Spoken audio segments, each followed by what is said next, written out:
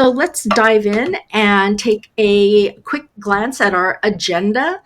We're going to have updates from a few key areas as per usual, and then we're really excited to take a deep dive and have a Q&A about a new identity model that we really want to discuss as a community, a new identity model for XMTP. So I'm going to hand it off to Eric for announcements and ecosystem news. Awesome. Thanks, Jayha. Great to see everybody. I'm Eric on the BD and partnership side, filling in for Rochelle today.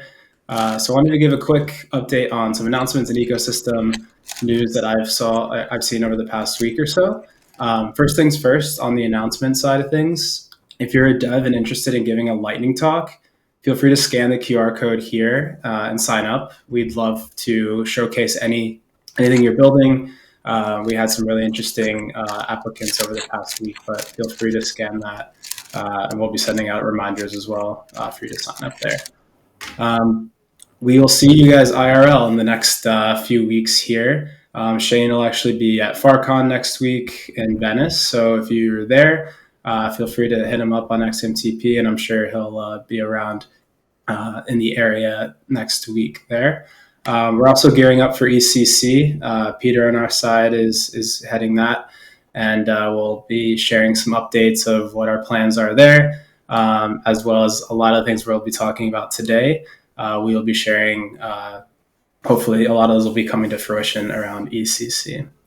The last thing I wanted to share was some ecosystem news of our team member Fabri, who actually shared last week some amazing stuff that he's been building and tinkering on over the past few weeks or so when it comes to bots. So I wanted to share just a screen grab that I had earlier, where you can actually just say hi or DM awesome.hi.xmtp.eth, and you can see some of the amazing bots that he's built and some ecosystem news there. So feel free to send a note on Converse, either on mobile or on desktop, and you can see some amazing bots there. I won't say too much, but you can feel free to dive in yourself and check that out. Cool. That's it from me. Oh, great. Thanks so much, Eric. All right. And then we'll go to Fabri for some updates from DevRel and developer experience. Hey. Yeah, so let me grab We've been working on new strategies for the partners that perform broadcasting on top of the XMTP network. We know besides rate limiting, besides rate limiting being a limit, there are ways that you can navigate all the delays between message sending. And those strategies are now detailed in this repo that was made by Alex from our team. So the idea is that you don't need to send them all at once, but you can also think of better performing strategies depending on how many messages are you planning to send, like daily or weekly. So hopefully one of these strategies fits well into your sending into your sending strategies.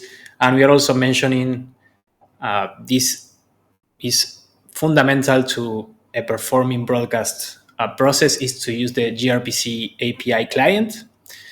So this is also detailed in the repo and in the new docs regarding broadcasting.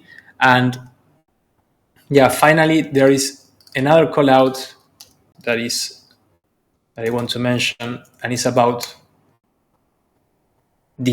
once you start sending messages, right? Each time you create a new conversation, because everything is encrypted, all the conversations need to be downloaded for sending that first message, because it needs to check that the conversation doesn't exist. So in order to optimize that and to prevent the network for fetching all the conversations each time that you send a new message, this, as we see, is creating like performance issues in some of our partners. The idea here is that you cache the conversations using Redis or using FS Persistence, one of our libraries, also detailed in the repo, and that, the checking is done, let's say, offline, and then when you create a new conversation, it can verify quickly if the conversation exists, and then the broadcast will resume and perform as it should. yeah, so updates on terms of how to broadcast on the XMTP network. Please, if you have any feedback, let me know. That was on the DevX side. Well, great. Thank you very much, Fabry. All right. Brian, shall we go over some engineering updates? Yeah, let's do it. Great. Thank you. Yeah. So the big update is that group chat is nearing feature completion. We're still going to have some polishing to do. We're on track for our July release date. But in terms of the big rock features, they're largely in place now. Push messages and support is in. Optimistic sending. We've built in some additional spam protections. For example, if somebody inappropriately tries to add you to a group, the SDK will actually reject that message and suppress it for you, so you don't even need to worry about it in your app. Another big feature we added recently was we now have mutable metadata on groups, which allows you to, like, the first feature we've implemented is the ability to name a chat. We knew that was going to be a really popular user side. This underlying work will now unlock additional stuff like feature or admin roles and some additional features as well. If there's something here that you want to see groups do, now's a great time to let us know so we can try to get it in before we go to prod. Things get a little bit less flexible once we've shipped out into prod for reasons that I think are probably pretty obvious. And then the other big thing we're working on is working on message history and backups. Due to the nature of our network, that's going to be a thing that you transfer from device to device. The network stores your information in the manner that Fabry described in the previous slide, but can't actually decrypt all of your messages. So if you install on a new phone, you will need to transfer your message history over from another device that is also on the XMTP network. And we're doing some work to make that easier for you to do. Next slide, Jehan. And then, so what's coming up? So we worked with the OpenMLS team on adding support for non-breaking group structure changes. However, something you should be aware of is that when we roll this out, the first and hopefully only time this happens, it will be a breaking change. So you should be prepared for that in your apps. We are putting a lot of thought into making these kind of moments as infrequent as possible, but I wanted to give a heads up because this is a thing to keep in mind from sometime between now and July. Also coming up is a bunch of the identity stuff that will be described in the deep dive later in this call. And then building on top of what Fabry mentioned, some additional stuff we're doing to make it easier for high volume senders, in addition to the work we've done to sort of prioritize throughput over raw speed and hitting a wall and then not having the ability to continue delivering your messages. We are in the process of adding transactions to our open frame support. What this will let, this is the wide end of the funnel in that it will let readers who are interested in receiving content actually subscribe to a feed so that when a publisher comes along and delivers their first message, it will go straight to their inbox and not land in the pending conversations or conversation request inbox. That's the big stuff. Back to you, Jeha. All right. Great. Thanks so much, Brian. All right. XMTP improvement proposals are XIPs. So just want to give a brief overview of what XIPs are. They're a way to propose improvements to XMTP. Anyone can propose one. Anyone can provide feedback on them. You can learn more at that link. And these are XMTPs for XIPs for which we have notable updates this week. I think what I'll do in the interest of time in getting to our identity topic today, I'll just go ahead and ask folks to just visit the slide after the call today, and you can click through each one to learn more about each XIP. But the two that we're going to focus on today are on the first bullet there, XIP 44, Smart Contract Wallet Support, and XIP 46, Multi-Wallet Identity. And so perhaps we can just go ahead and dive in right now during our AMA, our Ask XMTP Anything segment here. Maybe I'll go ahead and hand it right over to Nick to kick off the discussion. Thanks, Jeha. Sure. So, as part of the group chat rollout, XMTP is really overhauling the way we handle identity. Today, XMTP's identity system is very simple. One XMTP identity equals one EOA. All your message history is tied to a single wallet and a single set of XMTP keys. But that simple model has some pretty serious shortcomings that developers have been coming to us and asking us to fix at a protocol level. They ask questions like, What if I want to migrate an EOA to a smart contract wallet? Will I lose all my old conversations? What if I start messaging with one wallet and I hold my NFTs on another wallet? How do I link them so I can have my NFTs, attached to my messages? What if I start using an app and decide later that I don't trust it? How can I revoke those permissions safely? And so we've rolled out XMTP inboxes to solve these problems. We designed the implementation of inboxes with the following 3 design goals. Trustlessness. Anyone should be able to cryptographically verify your XMTP identity without needing to trust XMTP or to trust a third party. It should be impossible for anyone, including maybe especially us, to forge an identity for someone else, to add a wallet to your identity that you didn't consent to add. We want it to be flexible. It should be easy to add or remove wallets or apps from your identity and to see which identities you've linked. The framework should be able to handle types of identities that we haven't even thought of yet, so we can keep building on this over time. And security. A single bad app should not be able to compromise your identity in a way that can't be reversed later. And so, Jeha, you mind popping over to the next slide? And I can dig into how this works. So every inbox is composed of a series of identity updates. An identity update might be adding or removing a member, and every identity update is signed by an existing member of the inbox. Clients can then get a picture of an inbox at any point in time by replaying these updates up to that point and verifying that the signatures all line up with what you would expect. And with this, it can be completely trustless. If you have the right signatures, you have a valid inbox, and this can be extended over time. We support up to 256 identity updates, so you can build quite elaborate identities, add and remove things, and the protocol will support you.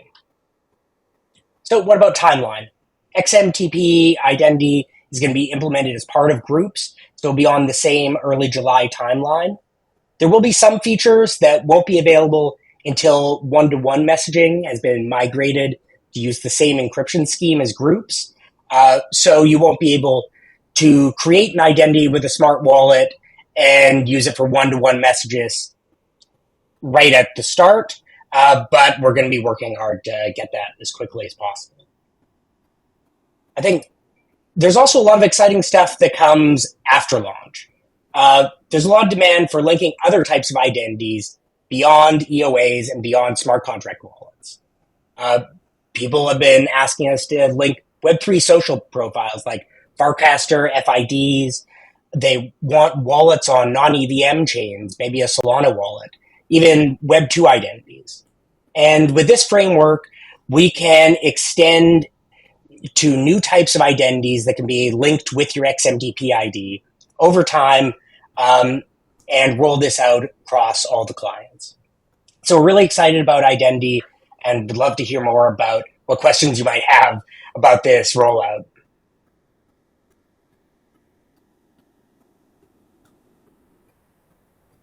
Great. Thanks so much, Nick. Yeah, now is open floor for any questions that we have from the community or folks on the team.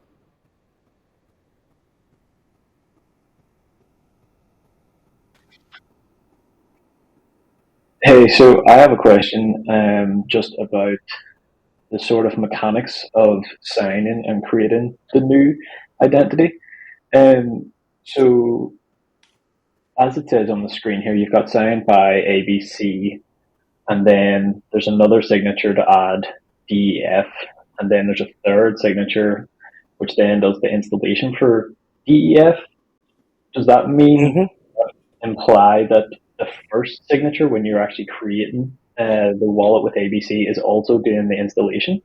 So if I am creating a new wallet, I'm also getting installation along with that, which would reduce what is currently available on XMTP?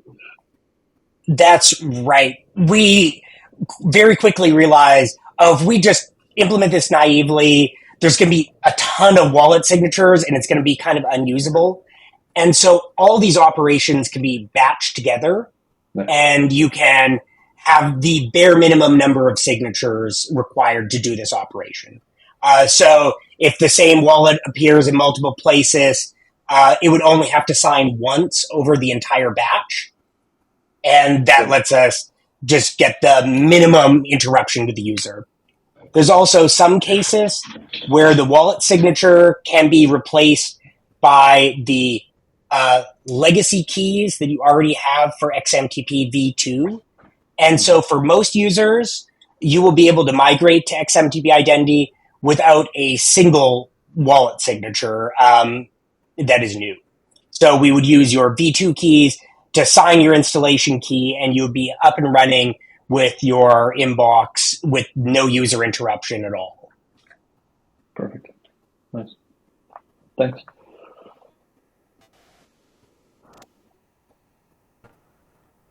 Thank you for that question, Peter.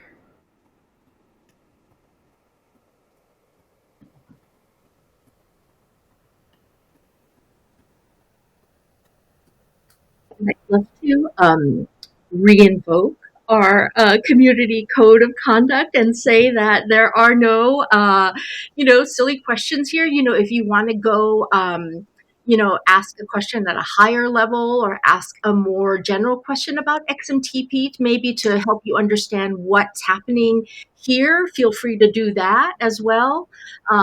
We're here to answer any question to help you better understand the identity model coming up for XMTP.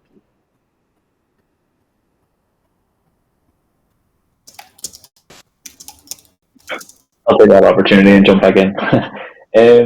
One thing that we're thinking about is how we onboard people who are not on the network yet.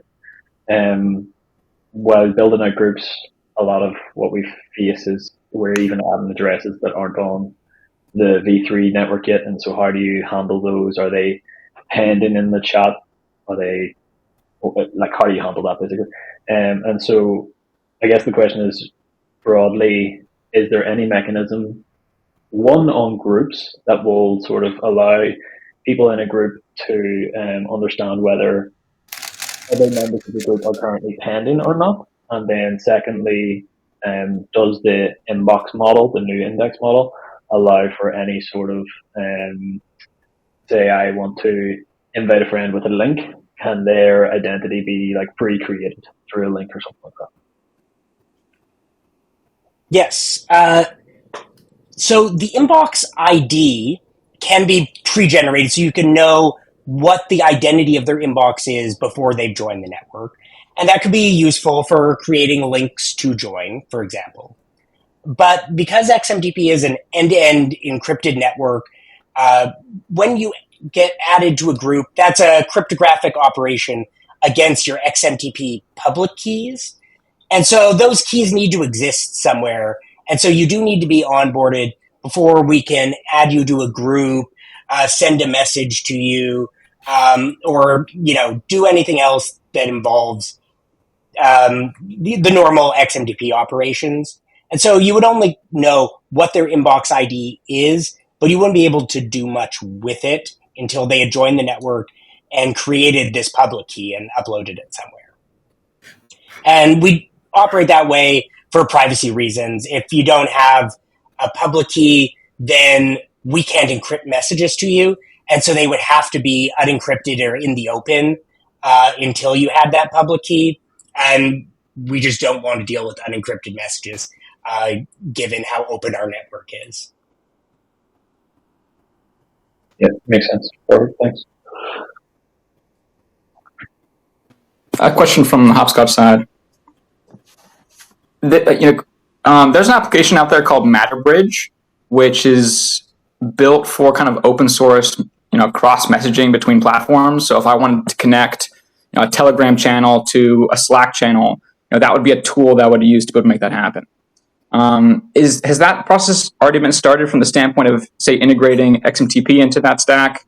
And if not, we're happy to start a model for that, kick that off, so that you can have, say, groups that implicitly have, say, a Telegram channel or a Slack channel and then more Discord channel.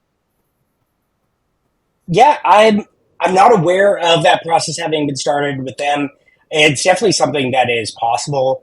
I think you'd probably implement that by having a bot member of the group who would be acting as the bridge. And that way it's transparent to group members. So you add the bot to the channel, and that would do the bridging, and it can read and write messages. But we absolutely will support bots on day one. And so don't see anything that would block that from happening, and would love to see it. I think those kinds of bridges are really fun and very powerful for engagement. We've certainly seen devs build bridges for our one-to-one messaging. There's some fun hackathon projects and some teams building more production-ready versions of this. And so I would certainly hope that that extends to groups. Cool. All right. Thank you.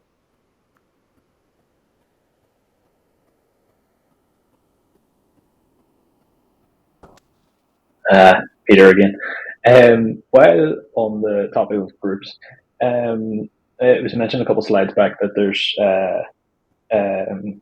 mutable metadata that is now being added, and I was wondering how flexible is that, because currently we have a bot that sort of takes your safe multisig or whatever multisig you're using and sort of keeps the members up to date with the signers of the multisig. So if someone joins the chat who's not on the multisig, they get removed, etc.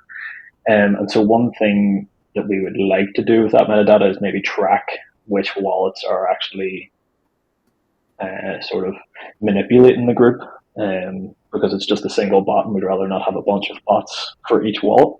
You'd rather just have one group bot that then manages the wallets that are then attached to that group. So I was just wondering how flexible that mutable metadata is. I think that's interesting feedback. We're still very much designing how much developer flexibility we want to bake into mutable metadata. The way it's implemented, there's lots that's possible, and it's only a question of what will get implemented in V1, what gets implemented later. I just want to make sure I understand this particular request. You just need a single string field that says this is the bot, right? That's all you would really want. Yeah, pretty much. So the way we have it is you can attach your safe multisig on OP, or you might also attach one on base. They might have different members, and then we sort of take the union of all the members and sort of make sure that it's only those people in the chat. And so it would just be basically string field of all of the wallets that would be attached, basically. And who would be allowed to update that? Yeah, that's a good point. Right now we do it so that when you join, we do creator as only admin for the group, and we do the bot is the only person that's allowed.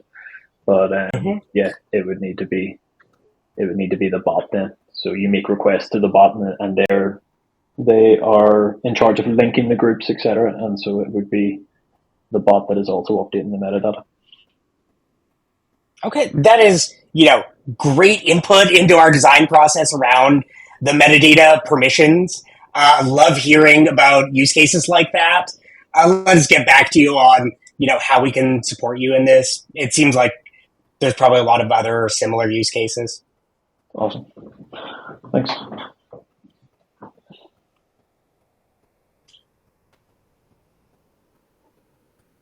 Oh, I've got another one. I guess I've been starting to see on Twitter this thing called Party DAO. I don't know if you guys are familiar with it, but an interesting aspect that they appended kind of their messaging or group chat framework was the ability to kind of launch a token very easily and have kind of this secondary activity inside these chats. It's probably certainly not a priority, but what's the consideration for potentially building something like that into the protocol where it's easy to kind of create those types of systems between these groups? Is that something that's kind of on the back burner, or something you're thinking about, or anticipate maybe that gets integrated into some open frame and you can just one click launch and kind of those secondary methods? Far from the back burner, this is something that we're very excited about, and really see as one of the most exciting things about groups in XMTP. The ability to just have a group chat actually isn't that differentiated from many other services that users are already using. What differentiates groups in XMTP is the ability to connect it with a microeconomy that has perhaps a token associated with it or other forms of economic transactions that can take place directly in a group chat using frames, using some of the frameworks like what you just discussed. So we would love to work with folks who are exploring these kinds of ideas and help make sure that they are available in the applications that have group chat on the day that it launches, so that it's very clear to users why this is different, why this is valuable, what's possible in a world where you connect an economy and a chat directly. Hey, Morgan, thanks for the question. I'm thinking about this service area, whether it's in group messaging, whether it's tipping on message objects, whether it's a group is actually connected to its own token, et cetera. I'm curious what you see in the protocol that you can't do versus the application layer actually enabling the client to say, this is the token we're going to use. Here's the balance. You can tip messages. I could actually flip between USDC, Enjoy, DGen, et cetera. Like, what would you see the protocol needing that actually the applications couldn't do today? Or like, another way to ask this is like, how could you explore this rapidly without actually needing, is another way to ask this. That's a good question. And the answer is probably we live in a day and age where literally anything is possible and we can kind of pretty much program anything, whether that's like, bottom up from the protocol side or application down from the top down approach. I think one of the interesting things, I guess, for our specific use case that gets us excited that kind of the team talked about on this call was the multi-wallet identity. For some of the, application level things that we're working on right now involving, say, escrow payments or things that kind of really require a second level, point of verification, certainly for like in-person commerce. We wanted something that was robust enough where kind of like, payments or transactions could really kind of be submitted to multiple people for approval, but kind of like be considered kind of one wallet on the background. So kind of the multi-wallet identity probably, I think, solves our problem. Certainly have to dive into it more. But that was one of the things we were looking at that helps alleviate, say, our specific solution for kind of adding commerce to XMTP, like specifically for in-person transactions and real-world commerce to physical goods. Got it. So probably ongoing conversation. Yeah, let's keep having the conversation. I'm really also interested in applications innovating on surface area for interactions that drive commerce. So imagine you can swipe to tip instead of just swipe to reply. Imagine you can hold to tip versus just hold to reply, or reactions. Actually, you can imagine a message object. If I said, hey, here's the top 10 places I love in New York City, and I'm in a group of 100 people and people want to thank me for that they all can just hold down on that message object. And instead of getting a reaction of a thumbs up, it says $97 on it, right? Like, that to me is where messaging economies turn into microeconomies and groups become way more interesting than what is happening today and just differentiate. It's like, well, why is this different than Telegram? Well, it's its own little economy. And actually you can reward, tip, and create this whole ecosystem of value based on, we live in a world where messaging is where relationships live and a lot of value is derived there. So I'm really interested in like figuring out what are the action areas that applications can do to help innovate so we can learn and then, explore whether it should go to the protocol. I feel like that's a faster way to do it and make sure we're not stuffing in a bunch of stuff to the protocol as well.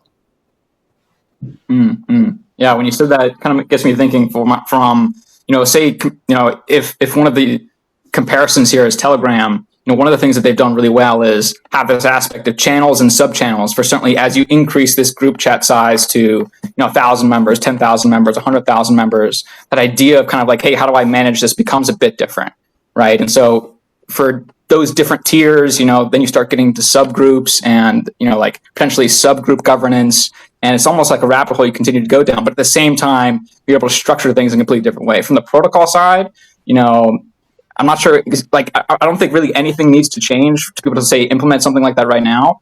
But there is a question of like, hey, can we make it easier from the protocol side so that, more developers don't have to say implement some framework, from the app side time and time again, right? Like, it might be part of just like seeing what's popular and then trying to duplicate and make for the other developers building on top of XMTP just as easy as a life as possible. So as those things come up in hackathon, it's like critical we get them out in the open to see, all right, how useful is this to everyone And should we kind of build this right into the protocol and put this on the pipeline like immediately so that other people aren't clamoring for either integrating that project or trying to, redevelop it in a different way.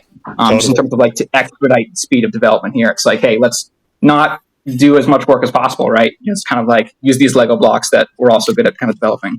And I think those standards could also be at the SDK layer as well, right? So we can standardize it at the SDK layer to help developers.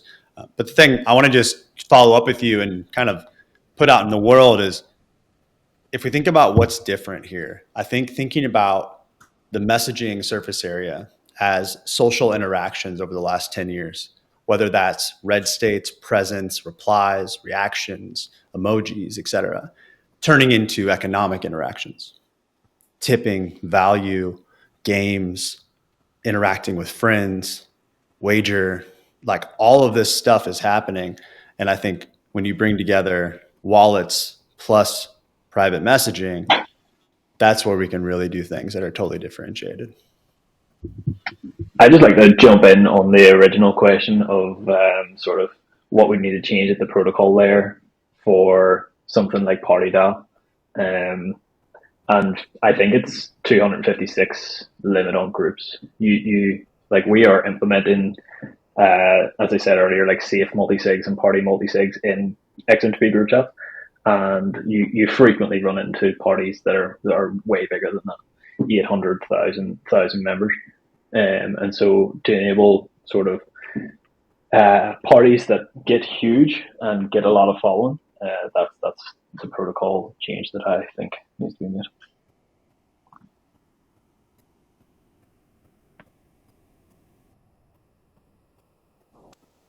The 256 group limit was a starting number to be conservative while we test out real world performance.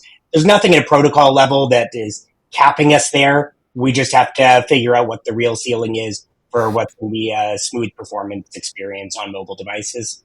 I suspect it's higher than 256. I can't give you a number of how high we think it can go until we've really benchmarked it. But our intention is to keep raising the number.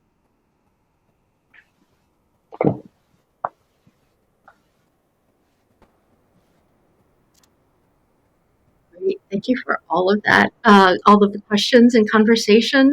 Any other questions, comments for the team?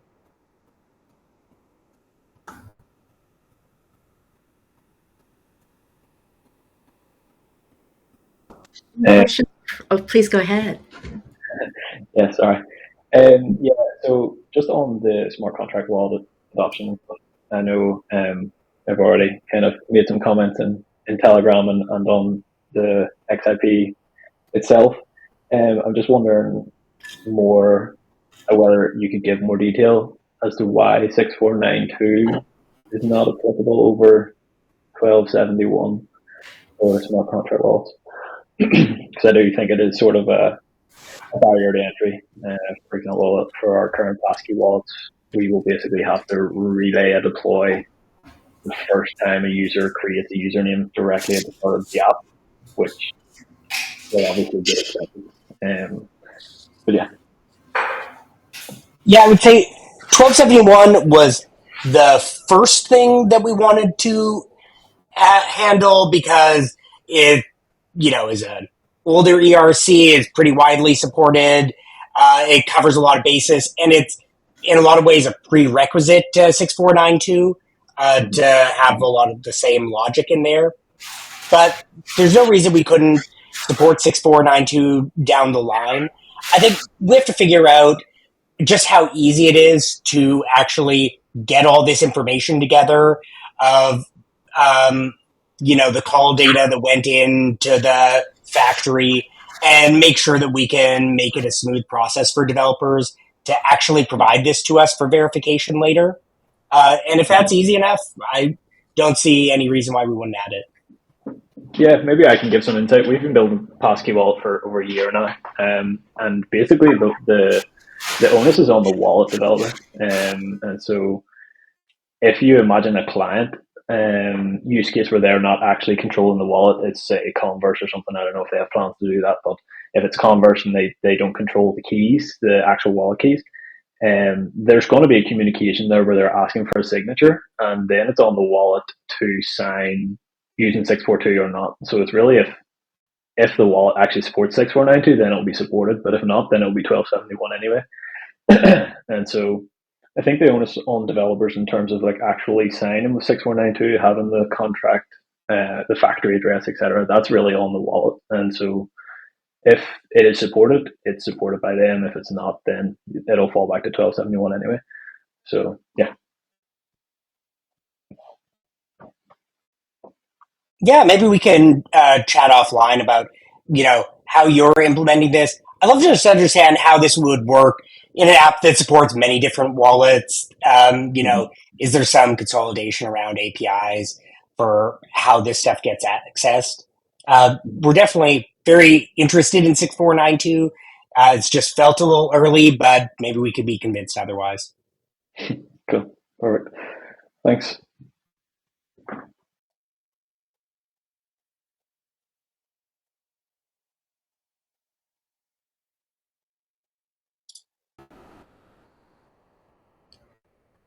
Great. Well, I think we're coming up on time. Any other items around identity? And please also, if you'd like, take a look in the chat and provide feedback via that survey link. All right. Thanks, everyone, for joining and chatting with us today. Have a good day, everybody. Thanks for putting up with all my questions. See you. Oh, it's fantastic, Peter. Great questions. Absolutely. Cheers. Take care.